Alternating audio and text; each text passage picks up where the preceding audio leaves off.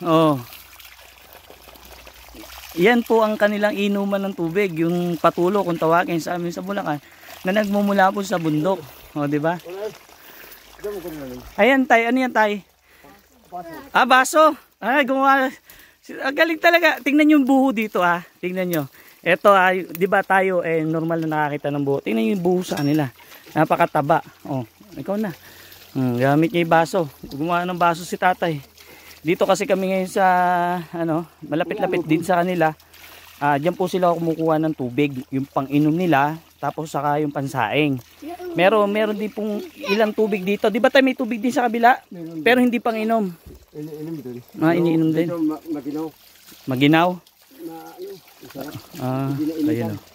Siyempre dapat tikman din natin yan, no? Sarap. Ikaw nga din tay. Alam ko, kailangan mo nang uminom. Kami ngayong araw po kasi magluluto kami ng kanin sa buo tayo na. Tapos mag-iiyaw kami ng baboy, may dala kasi tayong baboy. At ang kagandahan niyan, si tatay nakahuli ng baboy ramo kagabi. Oo, kaya syempre, titikman natin yung luto niya. Tay, saan mo niluto yung baboy ramo? Hindi, paano luto ginawa mo?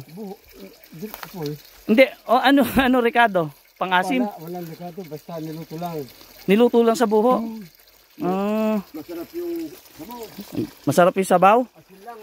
Asin. Tikman natin yung kanilang ano ba tawag dito? Tubig, patulo.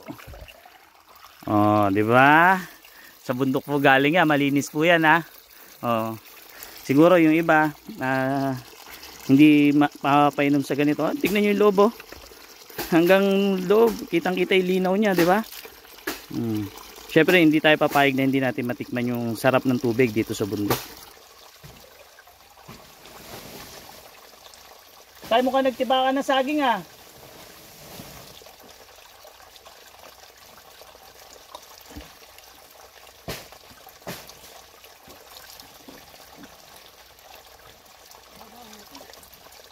Ang sarap ng tubig.